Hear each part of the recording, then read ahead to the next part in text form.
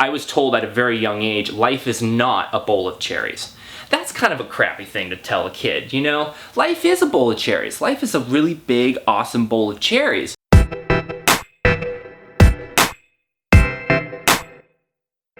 Hey guys, how are ya? This is Connor, you're watching Thriving Minimalist Com. Thanks so much for tuning in. I'm not sure exactly how to broach this subject, but I got a comment recently that suggested that if we were to all follow our passions, the world would just collapse. For if we all followed our passions, who would take out the garbage? And I totally understand where comments like that come from. I think it's a reflection of how we are viewing ourselves.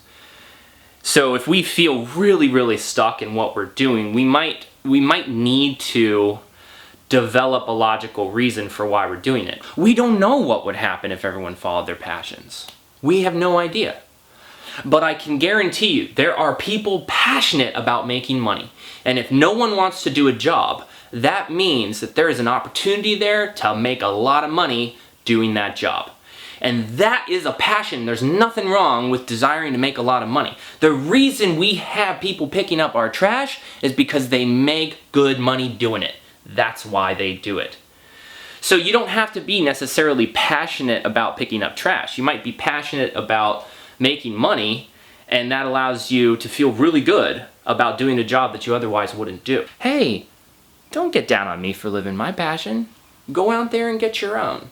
And see if the world goes down the tubes or if it improves. I really believe it's going to improve. I really believe it.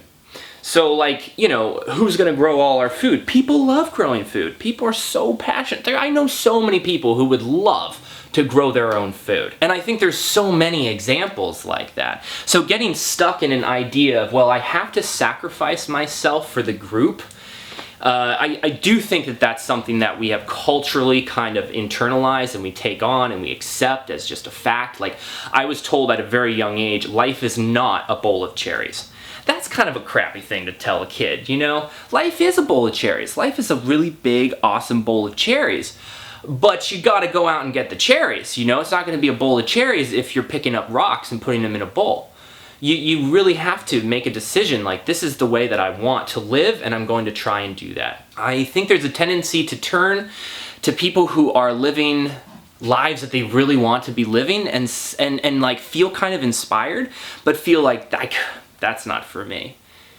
And it shouldn't be for you in the sense that you want that exact life, but it should be for you in the sense that you can have that freedom, you can have that passion, you can have that vibrancy. It's more than just a choice, it's action. And I think that sustainable action like this that we're talking about takes a little time to develop. It doesn't have to be overnight. I wouldn't recommend that it's overnight, but like, start thinking about it. Why not? Start thinking like, what do I really want to frickin' do in this life? Because this is the one that you're in. This is the one that you got. This is the body and the mind and the spirit that you have. Use it. Why not? 5% more today. 1% more today. 0.5% more today. Why not? You don't have to sacrifice yourself. You don't have to sacrifice your passion. We can all take care of ourselves. And we should. We should all really take care of ourselves first and then take care of each other. Because an unhealthy person taking care of you is just going to be unhealthy. Like, it's not a very good exchange of energy. We really need to love ourselves and to follow the dreams and the hopes and the desires that are deep within us. Otherwise, we really do sacrifice ourselves. And that's not a great place to be living from. I can tell you from personal experience that when I was young, I had a lot of passion. I really wanted to be a poet.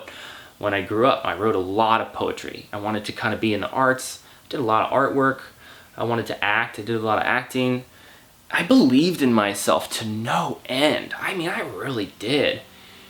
And then as I got older, I fell into some cultural patterns.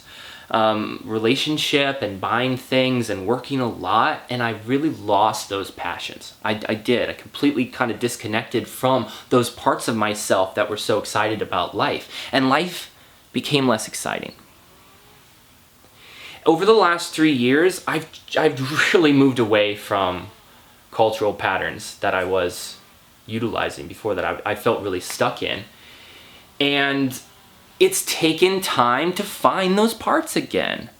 And they've changed, they've gotten older as I've gotten older. They have different desires, different passions, but I have found them. And I know that those same parts that you had when you were a kid and you felt the passion, the vibrancy for life, are still within you. And if you feel like you've never had an opportunity to play around with those parts of you, this is an optimal time. This moment right here, this present moment, is the best time to get in touch with those parts of you. You have them. Forget the rest of the world for a minute.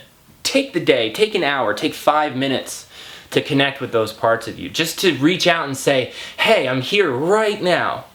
What do I want to do? What do I really want to do?